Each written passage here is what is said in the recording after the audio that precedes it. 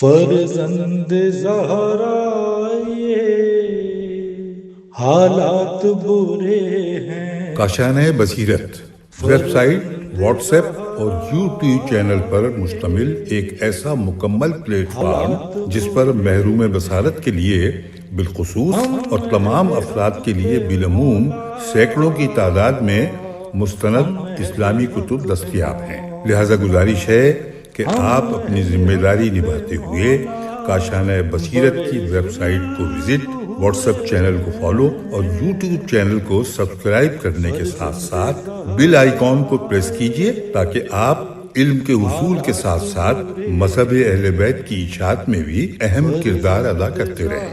کاشانۂ بصیرت۔ حالات برے ہیں۔ السلام علیکم ورحمۃ اللہ وبرکاتہ۔ سامعین، آپ سماعت فرما رہے ہیں ندائے عدالت انسانی۔ مصنف ہیں جارج ارداق، مترجم ہیں علامہ سید محمد باقر النقوی صاحب۔ آج ہم آپ کے سامنے اس کی 35ویں ریکارڈنگ پیش کر رہے ہیں۔ صفحہ نمبر ہے 397 اور عنوان ہے معاویہ اور عمرو عاص۔ اسی عنوان کے تحت پچھلی ریکارڈنگ میں ہم نے کچھ آپ کی گوش گزار کیا، اور جہاں ہم نے اس سلسلے کو چھوڑا تھا وہیں سے ہم دوبارہ اس سلسلے کو جوڑتے ہیں۔ عمرو عاص کے بارے میں بیان جاری تھا۔ اسلام لانے سے پہلے ہی عمرو عاص کی سیاست کا پہلا نمونہ جو دیکھنے میں آیا وہ سودے بازی اور منافعت پرستی تھی۔ یہ ایک ایسی حقیقت ہے جس کا انکار کیا ہی نہیں جا سکتا۔ انہوں نے اپنے اس سودے بازی کی کیفیت کو خود واضح طریقے پر بیان کیا۔ کیا کہتے ہیں؟ جنگ خندق سے واپسی پر میں نے قریش کے بعض ایسے آدمیوں کو جمع کیا جو اکثر میری رائے سے اتفاق کیا کرتے تھے اور میری بات توجہ سے سنا کرتے تھے۔ میں نے ان سے کہا، خدا کی قسم مجھے تو اب یہ دکھائی دے رہا ہے کہ محمد صلی اللہ علیہ وآلہ وسلم ستارہ عروج پر پہنچنے والے ہیں۔ اسی حالت میں ہمارے لیے بہتر ہے کہ ہم ہمیشہ کے لیے بادشاہ نجاشی کے پاس چلے جائیں اور وہاں سکونت اختیار کر لیں، کیونکہ نجاشی کی حکومت میں رہنا محمد صلی اللہ علیہ وآلہ وسلم کے تابع ہو کر رہنے سے بہتر ہے۔ اگر محمد صلی اللہ علیہ وآلہ وسلم نے ہماری قوم پر غلبہ حاصل کر لیا تو اس طرح ہم ان کی دسترس سے باہر رہیں گے، اور اگر ہماری قوم غالب آ گئی تو پھر ہمارے وارے نیارے ہیں۔ انہوں نے میری تائید کی اور کہا، آپ کی رائے بہت درست اور صائب ہے۔ میں نے ان سے کہا، اچھا نجاشی کے لیے کچھ سوغاتیں لے چلو۔ یہ روایت جو بیان کی ہم نے، مصر کے ڈاکٹر حسن ابراہیم حسن جو عمرو عاص کے بڑے مداح ہیں اور جنہوں نے عمرو عاص کی کتاب لکھ کر لندن سے ڈاکٹریٹ کی سند حاصل کی، عمرو عاص کے اسلام پر تبصرہ کرتے ہوئے لکھتے ہیں کہ قریش کے حالات پر غور کرنے سے معلوم ہوتا ہے کہ ابتدا میں ان کا چھوٹا بڑا اسلام کو مٹانے کے درپے تھا۔ لڑائیوں میں رسول اکرم کی ہر فتح اور ان کی ہر شکست ان کی ہمتوں کو پسند کرنے کے بجائے ان کے جوش کو اور زیادہ بھڑکانے کا موجب ہوتی تھی۔ لیکن جب انہیں پے در پے شکستوں اور ناکامیوں کا سامنا کرنا پڑا، ان کے تمام بڑے بڑے سردار مارے گئے اور تمام سرکردہ اشخاص انہیں داغ مغفرت دے گئے، تو ان کے جوانوں میں سخت اضطراب برپا ہوا اور انہوں نے آئندہ کے لاہ عمل کے بارے میں سوچنا شروع کیا۔ ایک طرف انہیں تاریکی ہی تاریکی دکھائی دیتی تھی، دوسری جانب امید کی روشن کرن جلوہ دکھا رہی تھی۔ انہیں معلوم تھا کہ اگر اب بھی وہ اسلام کو روز افزوں قوت کا ساتھ دیں گے تو بالآخر وہ فائدے میں رہیں گے، لیکن ساتھ ہی وہ ڈرتے بھی تھے کہ ایسا کرنے سے جو عزت اور وجاہت انہیں اپنی قوم میں حاصل ہے جاتی رہے گی، اور وہ آزادی بھی ان سے چھن جائے گی جس سے وہ اب تک بہراور ہوتے رہے۔ بعض لوگ تو ایسے تھے جنہوں نے تمام مشکلات اور خوف و خطر کو نظر انداز کرتے ہوئے مدینہ جا کے رسول اللہ کی بیعت کر لی، اور بعض جو تردد میں بہت بڑے ہوئے تھے انہوں نے اسلام کے خلاف تمام سرگرمیوں سے کنارہ کشی اختیار کر لی، اور جب ان پر عین الیقین کی طرح یہ ظاہر ہو گیا کہ محمد بہرحال قریش پر غالب آنے والے ہیں، تو انہوں نے بھی موقع کھو جانے سے پہلے فائدہ حاصل کرنے کی ٹھان لی اور فتح مکہ سے پہلے اسلام میں داخل ہو گئے۔ پہلے گروہ میں سر فہرست خالد بن ولید اور دوسرے گروہ میں عمرو بن عاص جو جزیرہ عرب کو چھوڑ کر سرزمین حبشہ پہ چلے گئے تھے تاکہ وہاں جا کر حالات کا بنظر غائب مطالعہ کریں۔ جب انہوں نے دیکھا کہ رسول اللہ اور نجاشی کے باہمی تعلقات بہت اچھے ہیں، عرب میں اسلام کی کامیابی عروج کو پہنچنے والی ہے اور مکہ کا سقوط اب کچھ دنوں کی بات ہے، تو خیال آئے کہ کیوں نہ وہ بھی ان لوگوں میں اپنی جگہ بنا لیں جو سبقت کر کے اسلام میں داخل ہو چکے ہیں، اور وہ کام جو آخرکار مجبوراً کرنا پڑے گا پہلے ہی سے برضائے رغبت کر لیں۔ اور یہ جو نوٹ ہم نے آپ کے گوش گزار کیا، عمرو عاص ڈاکٹر حسن ابراہیم حسن، ترجمہ شائع کردہ، ادارہ مکتبیہ جدید لاہور، صفحہ نمبر 43 اور 44 پر یہ پیراگراف موجود ہے۔ موقع اور محل سے فائدہ اٹھانے کی خواہش عمرو عاص کے دل میں ہمیشہ زندہ رہی۔ اس معاملے میں ان کی کیفیت ٹھیک ان سردارانہ قبائل اور ذی وجاہت افراد جیسی رہی جن سے ابو بکر نے بھی جنگ کی اور عمر اور علی نے بھی۔ ہم گزشتہ صفحات پہ آپ کے لیے پڑھ چکے ہیں کہ عمرو عاص نے مصر کی گورنری کے زمانے میں جتنی دولت اکٹھا کی تھی، حضرت عمر نے انہیں حکم دیا کہ نصف دولت بیت المال میں داخل کر دو۔ عمرو عاص نے ہیلے بہانے کیے مگر حضرت عمر کی تسلی نہیں ہوئی۔ انہوں نے عمرو عاص کو لکھا، خدا کی قسم تمہاری جال اور فریب اور ملمہ کی ہوئی باتوں سے میں دھوکہ کھانے والا نہیں۔ تم لوگ مالوں کے خزانوں پر چڑھ بیٹھے ہو، تم لوگوں کو کسی امر کا خوف نہیں ہوتا۔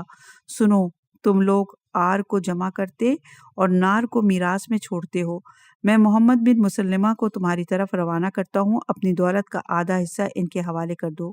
جب یہ خط لے کر محمد بن مسلمہ عمرو عاص کے پاس پہنچے تو عمرو عاص نے ان کے لیے رنگ برنگ کے کھانے پکوائے، مگر محمد بن مسلمہ نے ان کے کھانے سے انکار کیا۔ عمرو عاص نے پوچھا، کیا تم ہمارے یہاں کھانا حرام سمجھتے ہو؟ محمد ابن مسلمہ نے کہا، اگر تم میرے سامنے وہ کھانا رکھتے جو عام طور پر مہمانوں کے لیے رکھا جاتا ہے تو مجھے کوئی عذر نہ ہوتا، لیکن تم نے میرے پاس وہ طعام منگوایا جو شر کا مقدمہ یعنی رشوت کی غذا ہے۔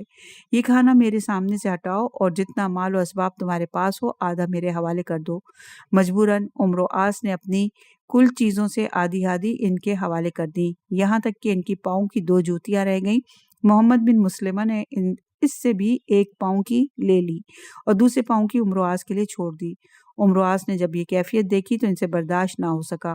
محمد بن مسلمہ سے کہا، خدا لعنت کرے اس زمانے پر جس میں عمر بن خطاب کی طرف سے عامل بنایا گیا۔ خدا کی قسم مجھے عمر کے باپ خطاب کی حالت بھی معلوم ہے کہ اپنے سر پر لکڑیوں کا گٹھا لادے پھرتا تھا اور اس کے بیٹے عمر کے سر پر بھی ویسا ہی ایک گٹھا ہوتا تھا۔ ان دونوں کو اپنا کپڑا بھی میسر نہیں تھا کہ اپنا بدن ڈھانپ سکتے، بس ایک لنگوٹی تھی جو ان کی پنڈلی تک بھی نہیں پہنچتی تھی، اور خدا کی قسم میرے باپ آج کی یہ شان تھی کہ سونے کی گٹھیاں لگی ہوئی ریشمی قبائیں پہننے پر بھی خوش نہیں ہوتے تھے۔ اس واقعے سے ہر شخص سمجھ سکتا ہے کہ عمرو عاص مال و دولت، حکومت اور اقتدار سے پوری طرح فائدہ اٹھانے کے کتنے حریص تھا۔ نیز اس واقعے سے معززین اور ذی وجاہت لوگوں کی پیچیدہ ذہنیت بھی بہت کچھ علم نشرہ ہو جاتی ہے۔ انہیں حضرت عمر اور ان کے باپ خطاب میں اس کے سوا اور کوئی قابل اعتراض بات نظر نہ آئی کہ وہ دونوں مفلس اور قلاش تھے۔ انہیں اتنا کپڑا بھی میسر نہ تھا کہ وہ اپنا پورا جسم ڈھانک سکتے۔ وہ دونوں اپنے ہاتھ سے کام کرتے، لکڑیوں کا گٹھا سر پر لاد کر لاتے، اور اپنے باپ آس میں سے کوئی خوبی نظر نہ آئی سوا اس کے کہ وہ ریشم کے کپڑے پہنتا تھا۔ یہ خیال کرنا نادانی ہے کہ عمرو عاص نے حضرت عمر کے اس سلوک پر جو باتیں زبان سے نکالی وہ فوری ہیجان اور غصے اور غم کا نتیجہ تھیں۔ ایسا نہیں، بلکہ حقیقت یہ ہے کہ ان کے ذہن میں یہ بات بیٹھی ہوئی تھی، چونکہ حضرت عمر اور ان کے باپ دونوں غریب تھے لہٰذا حقیر تھے، اور میرا باپ چونکہ دولت مند تھا لہٰذا وہ خطاب سے بہتر تھا اور میں عمر سے بہتر ہوں۔ عمرو عاص کا نظریہ ہی یہ تھا کہ سب انسان ایک جیسے نہیں بلکہ ایک شریف اور دوسرا ذلیل، اور شرافت کا معیار صرف نسب سے ہے، اس کے علاوہ اور کوئی چیز نہیں۔ جس کا خاندان اونچا اور جس کے گھر میں دولت کی ریل پیل ہے وہ شریف ہے، اور جس کا خاندان گھٹیا ہے وہ ذلیل ہے۔ شریف کو وہ تمام حقوق حاصل ہیں جو غیر شریف کو حاصل نہیں، اور لوگوں کا فریضہ ہے کہ شریف کی اطاعت و فرما برداری کریں۔ تمام مورخین کا اتفاق ہے کہ اس پر مصر کے انتظام اور انصرام کے بارے میں عمرو آس کا نظریہ یہ تھا کہ جو شخص بلا مصر کی اصلاح اور ترقی کا خواہ ہو، اس کے لیے ضروری ہے کہ پست طبقے کے لوگ اونچے طبقے کے لوگوں کی اگر کچھ شکایت کریں تو اس پر دھیان نہ دے۔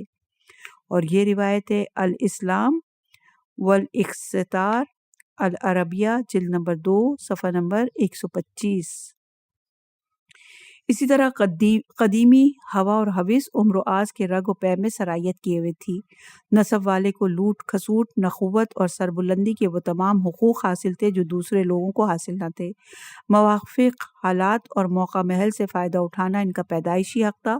عمر و آس کے دل میں کچھ دیر کے لیے یہ کشائش رہتی کہ اپنے ضمیر اور وجدان کو زندہ رکھے یا نفع اندوزی کے لیے ضمیر اور وجدان کا گلا گھونٹ کر نفع اندوزی پر کمر بستہ ہو جاتے، جیسا کہ معاویہ کے بلانے پر ان کے نفس کی کشاکش ہم بیان کر چکے۔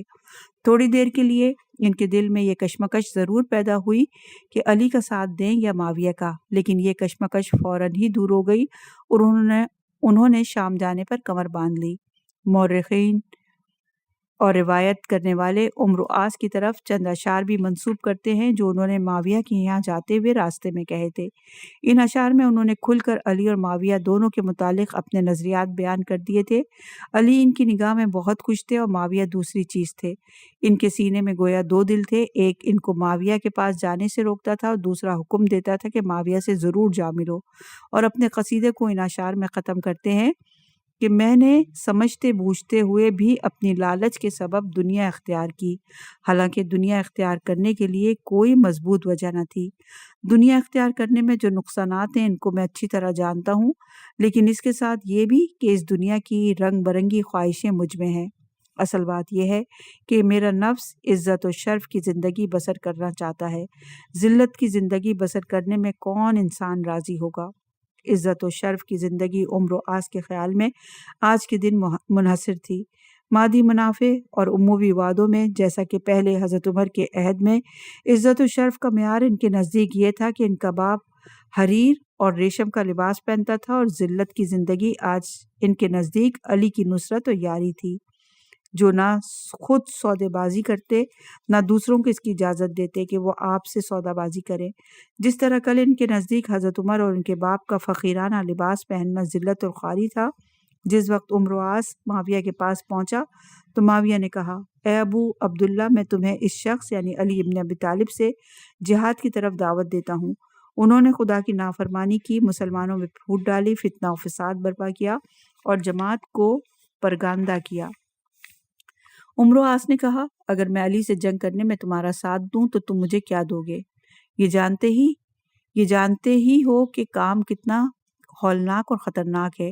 معاویہ نے کہا، جو تم مانگو۔ عمر و آس نے کہا، میں تو مصر کی حکومت مانگتا ہوں۔ اس کے بعد معاویہ اور عمر و آس میں بہت سی باتیں ہوئیں۔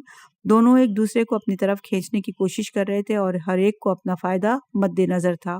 عمر و آس نے معاویہ کو خلیفہ مان کر ان کے ہاتھ پر بیعت کر لی اور معاویہ نے عمر و آس کو مصر اور مصر کے باشندے حوالے کر دیے اور پوری طرح خود مختار بنا دیا کہ مصر اور باشندگان مصر کے ساتھ جو سلوک چاہے کرنا، مجھے کوئی سروکار نہیں ہوگا۔ یہ سودے بازی علی کی نظروں میں کیسی تھی؟ آپ ان دونوں کی باہمی ملاقات کی تصویر کشی کرتے ہوئے فرماتے ہیں، اس نے اس وقت تک معاویہ کی بیعت نہیں کی جب تک یہ شرط اس نے منوا نہ لی کہ وہ اس بیعت کی قیمت ادا کرے، اس بیعت کرنے والے کے ہاتھوں کو فتح اور فیروز مندی نصیب نہ ہو اور خریدنے والے کے معاہدے کو ذلت اور رسوائی حاصل ہو۔ لو، اب وقت آ گیا کہ تم جنگ کے لیے تیار ہو جاؤ اور اس کے لیے ساز و سامان مہیا کر لو۔ اس سودے بازی کے متعلق آپ مزید فرماتے ہیں، مجھے خبر ملی ہے کہ عمر و آس نے معاویہ کی بیعت یوں ہی نہیں کی بلکہ پہلے اس سے یہ شرط منوا لی کہ اس کے بدلے میں صلہ دینا ہوگا اور دین کے چھوڑنے پر ایک ہدیہ پیش کرنا ہوگا۔ عمر و آس نے نفع پرستی اور اپنا کام نکالنے پر اسی حد تک اتفاق نہیں کیا بلکہ انہوں نے معاویہ کو آمادہ کیا کہ علی کے خلاف پروپیگنڈا کی ایک باقاعدہ منظم مہم چلائی جائے تاکہ آگے چل کر ان سے جب لڑائی کی نوبت آئے تو اس پروپیگنڈے میں خاصی مدد ملے۔ چنانچہ من جملہ اور مشوروں کے انہوں نے معاویہ کو یہ مشورہ بھی دیا کہ اپنے بھروسے کے لوگوں کو تمام شہروں میں بھیج دو، یہ لوگ جا کر اس بات کا پروپیگنڈا کریں کہ علی ہی نے عثمان کو قتل کیا ہے۔ حالانکہ عمرو عاص اچھی طرح جانتا تھا کہ علی عثمان کے خون سے بالکل پاک و صاف ہیں، جس طرح انہیں یہ معلوم تھا کہ خود ہمارا عثمان کے قتل میں بہت بڑا ہاتھ رہا ہے، جیسا کہ ہم گزشتہ فصل میں قاتلین عثمان میں بیان کر چکے ہیں۔ اور جب صفین کی لڑائی ٹھنی اور معاویہ نے عمرو عاص سے خواہش کی کہ شام والوں کو علی کے مقابلے میں صف بستہ کرو، تو اس وقت بھی انہوں نے معاویہ کی درخواست اس وقت تک منظور نہ کی جب تک اپنے صلے اور معاوضے کے متعلق پھر سے بات پکی نہ کر لی اور پختہ عہد اور پیمان نہ لے لیا۔ انہوں نے معاویہ سے کہا، میں اسی شرط پر تمہارا ساتھ دوں گا کہ جب علی قتل ہو جائیں اور تمہاری حکومت مستحکم ہو جائے تو مصر میرے حوالے کر دیا جائے۔ ایک اور ثبوت اس بات کا کہ سودے بازی اور اپنا فائدہ مد نظر رکھنے میں عمرو عاص امتیازی حیثیت رکھتا تھا، یہ بھی ہے کہ جب مشہور واقعہ تحکیم میں عمرو عاص اور ابو موسیٰ اکٹھا ہوئے اور دونوں طرف سے آئے ہوئے لوگوں میں سے کچھ لوگوں نے اپنی رائے دی کہ کس کو خلیفہ بنانا چاہیے، ابو موسیٰ نے عبداللہ بن عمر بن خطاب کا نام پیش کیا اور لوگوں سے شد و مت سے کہنا شروع کیا کہ بیعت کیے جانے کے لائق اگر کوئی ہے تو وہ عبداللہ بن عمر ہے، اور انہوں نے کئی مرتبہ یہ بھی کہا، خدا کی قسم اگر میرا بس چل جائے تو میں عمر ابن خطاب کا نام زندہ کر کے رہوں۔ اس وقت عمرو عاص نے ابو موسیٰ سے کہا، اگر آپ عبداللہ بن عمر کو محض اس کی دیانتداری ہی کی وجہ سے خلیفہ بنانا چاہتے ہیں تو پھر میرے بیٹے عبداللہ کو کیوں نہیں بناتے؟ اس کی صلاحیت اور فضل اور شرف کو آپ بخوبی جانتے ہیں۔ یہ کیفیت تھی عمرو عاص کے سودے بازی کی، کیے گئے معاہدے کی۔ معاویہ کی طرف سے حکم بن کر مگر ذرا سی گنجائش جو اپنے فائدے کی نظر آئی تو معاویہ کے برخلاف اپنے بیٹے کا نام پیش کر دیا۔ انہیں اس کا بھی خیال نہ رہا کہ ہم جنگ صفین میں معاویہ کے لشکر کے سپہ سالار تھے اور ان سے کامیابی کی صورت میں مصر کی حکومت کا عہد و پیمان لے چکے ہیں۔ ان کی طرف سے اس معاملہ تحکیم میں وکیل بن کر آئے ہیں اور اس تحکیم کی نوبت ہماری تدبیروں سے پیش آئی ہے۔ حقیقت یہ ہے کہ معاویہ عمرو عاص دونوں ہی کو اس بات کا یقین تھا کہ ہم علی پر ظلم و زیادتی کر رہے ہیں۔ دونوں اپنے دل کی گہرائیوں سے معتقد تھے کہ علی علیہ السلام ہم سے بہتر ہیں اور دونوں اپنے اپنے ذاتی فائدے کے لیے کوشاں تھے۔ دیکھنے میں معاویہ اور عمرو عاص ایک دوسرے کے رفیق اور ہم دم اور دمساز تھے، لیکن باطناً دونوں ایک دوسرے سے شدید عداوت رکھتے تھے۔ ان کے چہروں کے رنگ، زبان سے نکلے ہوئے فقرات دونوں کی اندرونی عداوت کو ظاہر کرتے تھے۔ جنگ صفین کے بعد ایک مرتبہ معاویہ نے اپنے ہم نشینوں سے پوچھا، سب سے زیادہ حیرت انگیز کیا چیز ہے؟ حاشیہ نشینوں میں سے ہر ایک نے اپنا اپنا خیال ظاہر کیا۔ جب عمرو عاص کی نوبت آئی تو وہ بولے، سب سے عجیب ترین چیز یہ ہے کہ باطل حق پر غالب آ جائے۔ عمرو عاص کا اشارہ معاویہ اور علی کی طرف تھا۔ معاویہ نے فوراً جواب دیا، نہیں، سب سے عجیب ترین چیز یہ ہے کہ ایک شخص کسی شخص سے بیوقوف ہوتے ہوئے بھی کہ وہ ہمارا کچھ بگاڑ نہیں سکتا، ایسی چیز دے دے جس کا وہ مستحق نہ ہو۔ یہ اشارہ عمرو عاص کی طرف تھا جنہیں معاویہ نے حکومت مصر حوالے کر دی تھی، حالانکہ معاویہ کو عمرو عاص سے کوئی خطرہ لاحق نہ تھا اور نہ عمرو عاص مصر کی حکومت کے سزاوار تھا۔ دوسرا ثبوت اس بات کا کہ عمرو عاص علی اور معاویہ کے متعلق کیا نظریہ رکھتا تھا، وہ خود عمرو عاص کا اقرار اور اعتراف ہے کہ ہم دھوکہ کھا گئے اور ہم سے بڑی غلطی ہو گئی کہ علی کا ساتھ چھوڑ کر ہم نے معاویہ کا ساتھ دیا۔ عمرو عاص کے اس اقرار اور اعتراف سے معلوم ہوتا ہے کہ معاویہ کے اعوان و انصار اخلاقی حیثیت سے کتنی پستی میں تھے اور جانتے بوجھتے ہوئے بھی کہ اپنے نفس کے ساتھ خیانت کر رہے ہیں۔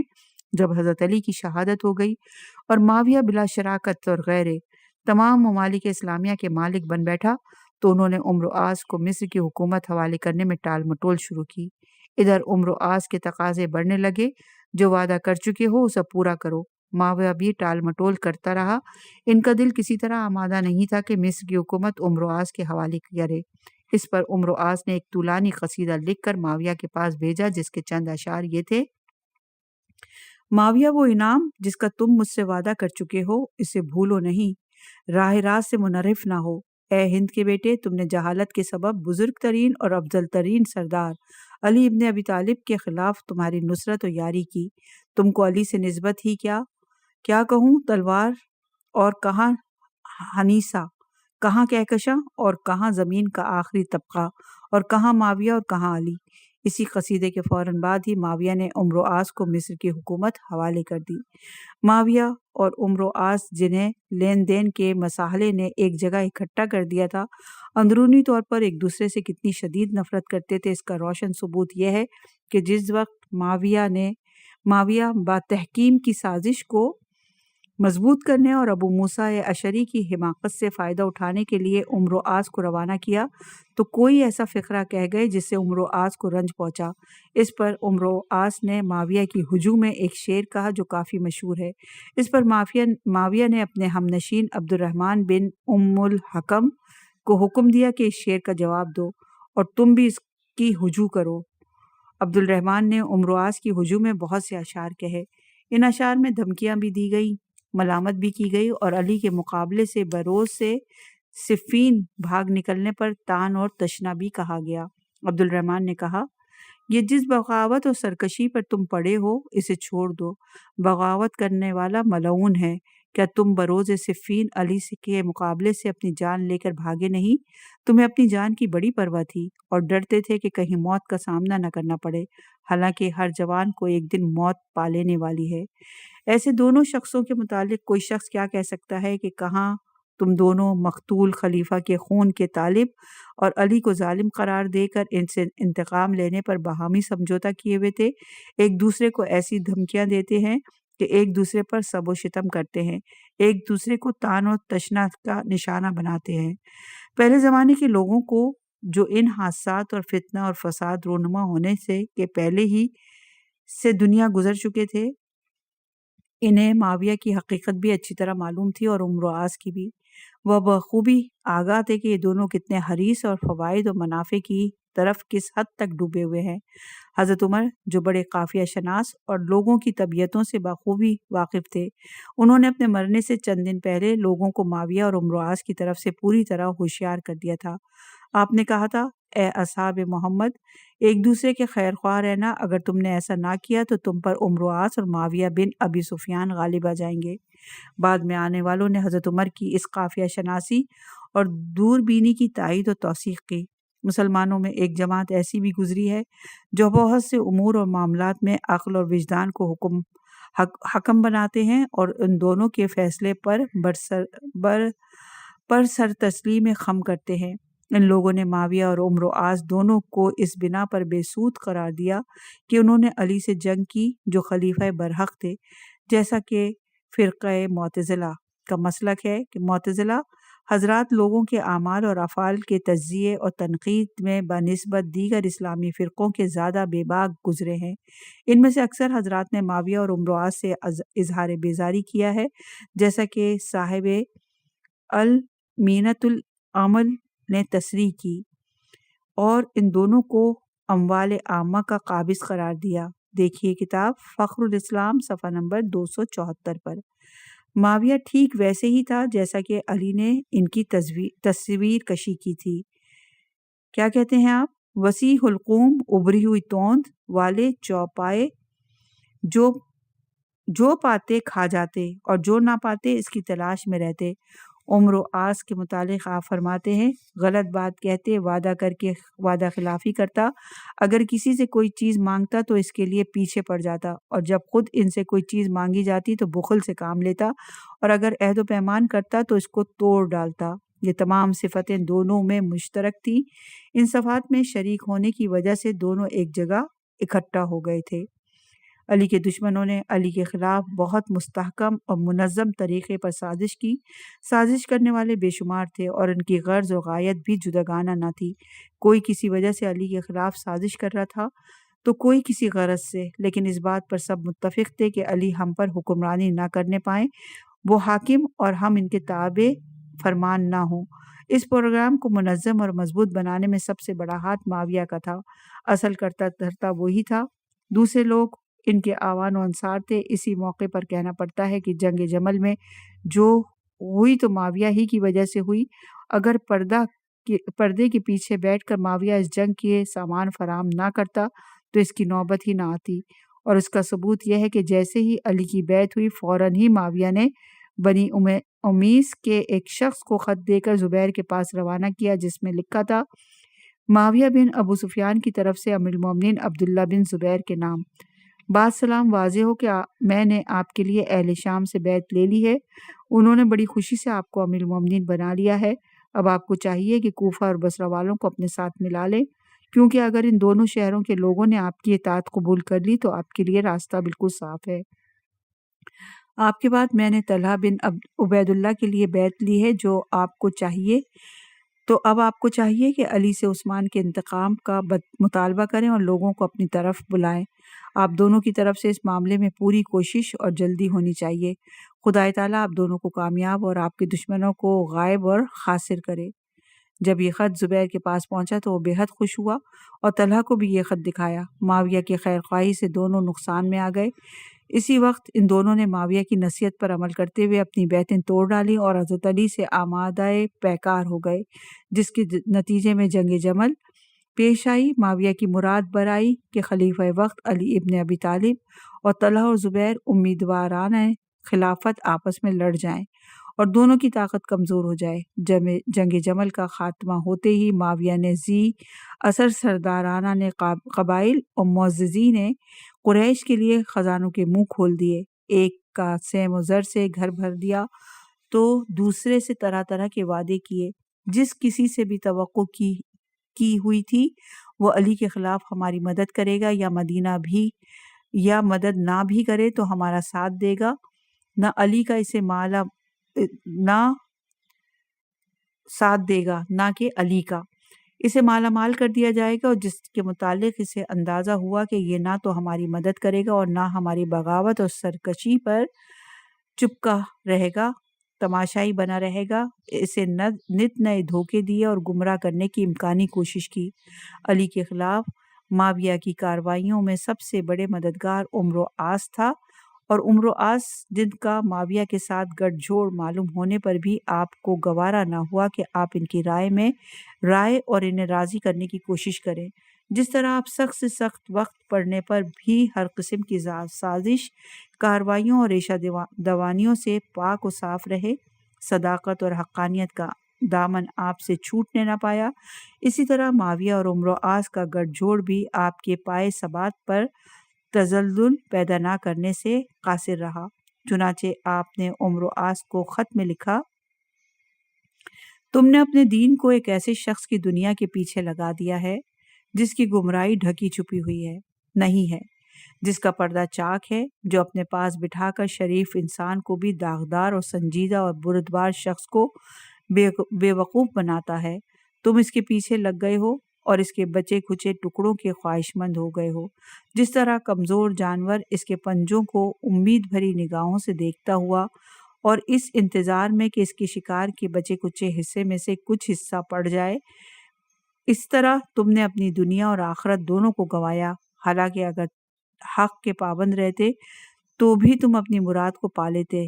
اب اگر اللہ نے مجھے تم پر اور فرزند ابو سفیان پر غلبہ دیا تو میں تم دونوں کو تمہارے کردار کا مزہ چکھا دوں گا، اور اگر تم میری گرفت میں نہ آئے اور میرے بعد زندہ رہے تو جو تمہیں اس کے بعد درپیش ہوگا وہ تمہارے لیے بہت برا ہوگا۔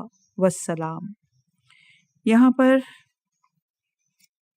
اپنے اختتام کو پہنچا عنوان معاویہ اور عمرو عاص۔ انشاءاللہ کہ اگلی ریکارڈنگ میں نئے عنوان کے ساتھ حاضر خدمت ہوں گے۔